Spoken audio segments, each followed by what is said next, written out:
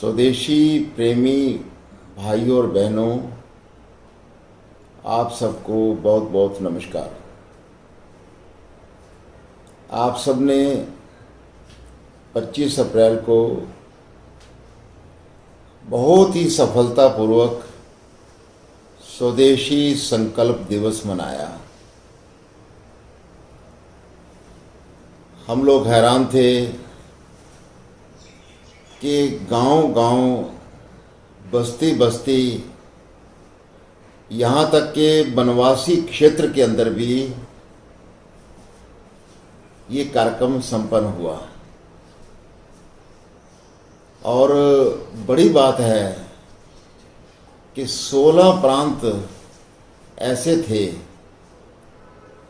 कि जहाँ पर सभी के सभी जिलों के अंदर ये कार्यक्रम संपन्न हुआ। 5 प्रांत ऐसे हैं कि जहां लगभग 20,000 से लेकर के 50,000 परिवारों तक ये कार्यक्रम किया गया। 400 से ज़्यादा जिले ऐसे हैं जो कार्यक्रम से युक्त हुए, जहां सब जगह कार्यक्रम हुआ। लगभग 14,000 स्थान ऐसे हैं जहां पर यह कार्यक्रम मनाया गया, कार्यक्रम संपन्न हुआ। कोई प्रांत अछूता नहीं रहा, कोई इस देश का हिस्सा अछूता नहीं रहा। आप सबके प्रयास से मैं समाचार प्राप्त करता रहा, कैसे घर घर सूचना भिजवाई, सबको जानकारी दी और ये कार्यक्रम को आपने सफल बनाया। और ये सफलता एक संगठन के कार्यक्रम के नाते सफलता नहीं है, ये सफलता है देश के स्वदेशी उत्पादों की।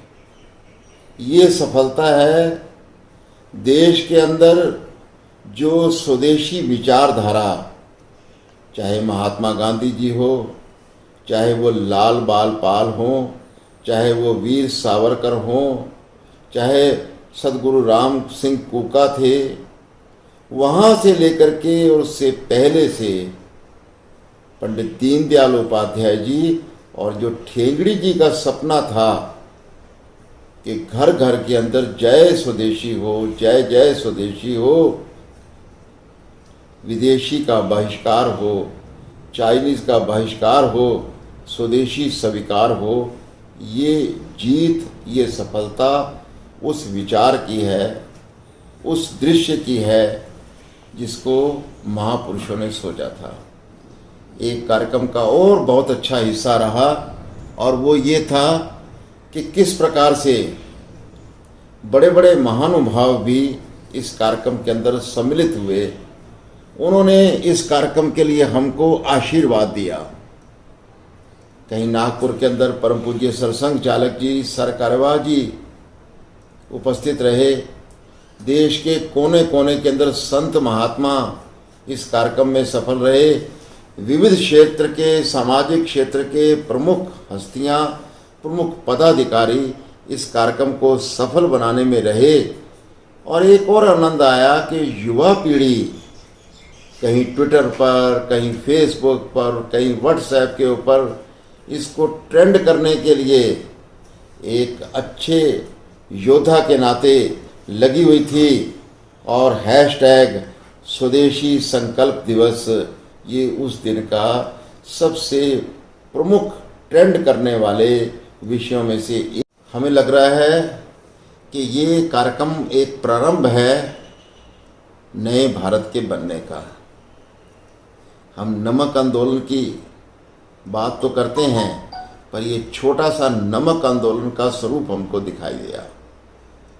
हम उत्तराखंड के चिपको आंदोलन की बात करते हैं, पर ये स्वदेशी की चीज़ों से चिपकने का एक नया आंदोलन शुरू हुआ है।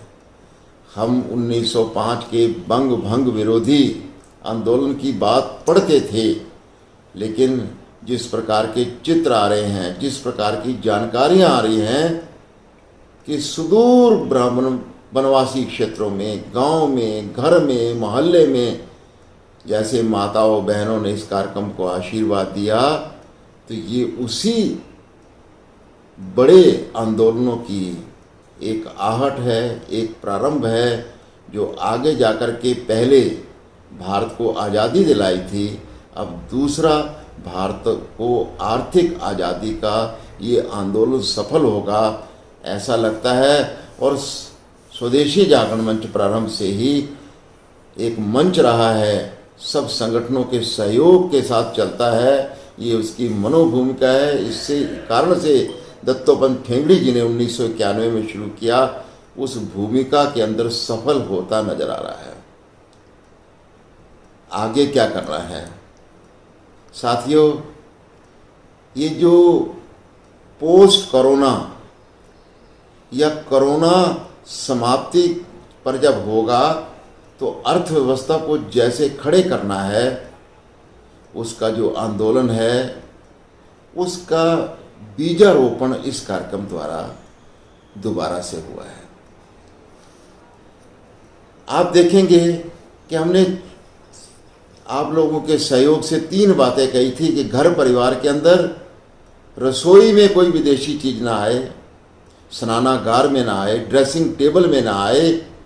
आप देख रहे हैं कि किस प्रकार से अखबारों में नए से नए समाचार आते हैं इस बात को पुष्ट करने वाले कि कहीं जॉनसन एंड जॉनसन पाउडर के कारण जिनको कैंसर हुआ, ओवेरियन कैंसर हुआ, 350 करोड़ रुपए के उनके ऊपर दावे कर रहे हैं और वो कंपनियां हर्जाना देने को तैयार बैठी हैं। साथियों, हमको ये भी ध्यान होगा और ये करना है कि ये कार्यक्रम न रह जाए, सिर्फ ये हमारा कार्य बने, ये हमारा स्वभाव बने। देखिए, आगे भी त्यौहार मनाते हैं, पहले भी त्यौहार मनाते हैं, लेकिन त्यौहार के प्रति हमारी दृष्टि, इसको देश निर्माण का एक हिस्सा बनाना है तो ये आगे जाकर के बहुत सफल होगी। उदाहरण के लिए आज 1 मई है, इसको मजदूर दिवस कहते हैं, लेकिन दत्तोपंत ठेंगड़ी जी ने बताया हमारा मजदूर दिवस जो है वो विश्वकर्मा दिवस के दिन होगा। जब विश्वकर्मा के साथ जुड़ते हैं तो हमारा मजदूर के प्रति प्रणाम करने को दिल करता है कि किस प्रकार से उसने वो एक बहुत विजन के साथ देश को खड़ा कर रहा है। अभी 9 मई को ही सूरदास दिवस होगा, सूरदास जयंती है। क्या हम उस दिन देश में जो असंख्य सूरदास आज भी हैं उनके प्रति चिंता कर सकते हैं? इसी प्रकार से आगे 5 जून को पर्यावरण दिवस होगा, लेकिन पर्यावरण दिवस के दिन हम ये भी संकल्प करें कि अमृता देवी जी ने जो लगभग 450 बहनों के साथ राजस्थान के अंदर जो आंदोलन चलाया था और जिसके कारण से वहाँ का पर्यावरण बचा था, वहाँ के वृक्ष बचे थे, उसके साथ हम याद करा सकते हैं, उसको जोड़ सकते हैं। और अभी अभी एक तिथि आ रही है 11 मई की, बहुत बड़ा एक काम हुआ था और वो काम था कि उस दिन पोखरण दिवस के नाते हम उसको मनाते हैं। और हमको याद होगा 1998 के अंदर APJ अब्दुल कलाम जी और वाजपेयी जी के नेतृत्व में ऐसे, इसलिए हमको दृष्टि बदलनी है कि जो पुराने त्यौहार हैं उसमें नई दृष्टि और जो नए त्यौहार हैं उसमें भारतीय दृष्टि। दूसरा विषय हम जानते ही हैं कि जो आयुर्वेद का विषय है ये हमारे लाखों करोड़ों रुपए बचा सकता है। और आप ये भी जानते होंगे कि इस बार कोरोना के अंदर आयुर्वेद के कुरुक्षेत्र के श्री कृष्णा विश्वविद्यालय ने बहुत पेशेंट को विधिवत ठीक किया। ये जैसे योग दिवस अंतर्राष्ट्रीय मनाया जाता है, आने वाले समय के अंदर हो सकता है कि अंतर्राष्ट्रीय आयुर्वेद दिवस भी मनाया जाए। इसके लिए भूमिका हमने खड़ी करनी है। हम जानते हैं कि हम हमेशा से कहते रहे हैं कि हम चाह से देसी हैं, यानी लोकल उत्पाद का हम प्रयोग करेंगे। ज़रूरत से स्वदेशी हैं, जहाँ देसी वस्तु नहीं है वहाँ ऑल इंडिया ब्रांड का इस्तेमाल करेंगे। मजबूरी में विदेशी हैं, जहाँ कोई उत्पाद नहीं मिलेगा तो विदेशी भी इस्तेमाल करेंगे। पर साथ में कहते हैं कि ये मजबूरी धीरे धीरे कम होनी चाहिए। हमको भी जानना है कि हमारे देश के अंदर हर साल 800 से 900 टन सोना विदेशों से मंगवाया जाता है और 56% उसमें से स्विट्ज़रलैंड से आता है। क्या हम सोच सकते हैं कि जैसे अर्थव्यवस्था डगमगा रही है, 2 साल नया सोना नहीं खरीदेंगे, जो हमारी बचत है उसको और बढ़ाएंगे और स्थानीय चीज़ों में, स्थानीय प्रोडक्शन में, स्थानीय चीज़ और चीज़ों में लगाएंगे, सोने में नहीं लगाएंगे। सरकार ने बॉन्ड भी जारी किए हैं, स्वर्ण बॉन्ड, उस प्रकार का हम उपयोग कर सकते हैं। चाइना जिस प्रकार से दुनिया के अंदर जैसे कभी रावण के प्रति नफरत थी, कंस के प्रति नफरत थी, आज फिर चीन के प्रति बन रही है। ये कोरोना के कारण बढ़ी है। कोरोना के कारण से शुरुआत नहीं हुई है।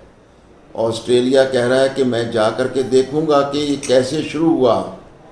चाइना मना कर रहा है, धमकी दे रहा है, लेकिन पूरी दुनिया इसके खिलाफ, चाइना के खिलाफ खड़ी है।